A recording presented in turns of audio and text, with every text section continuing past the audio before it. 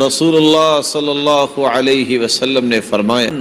میرے صحابہ میں تمہیں ایسی چیز نہ بتا دوں کہ جب تم میں سے کسی کو کوئی مصیبت دنیا میں آ جائے یا کوئی بلا کا سامنا ہو جائے تو اگر یہ کلمات اپنی زبان پہ لے آئے تو اللہ رب العزت اس کی بلا کو دور فرما دیں گے اور اس کی مصیبت کو دور فرما دیں گے۔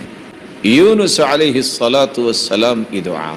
لا الہ الا انت سبحانک، اے اللہ تیرے علاوہ کوئی عبادت کے لائق نہیں، تو تو پاک ہے، انی کنت من الظالمین، میں نے اپنی جان پہ ظلم کر لیا۔ یہ کلمات انسان اگر اپنی زبان پہ لے آئے، رسول اللہ صلی اللہ علیہ وسلم کا فرمان معظم ہے، جس مصیبت میں بھی انسان پھنسا ہے اگر یہ کلمات زبان پہ لے آئے اللہ رب العزت اس کی دعا کو قبول فرماتے ہیں اور اس کی مصیبت کو دور فرما دیتے ہیں۔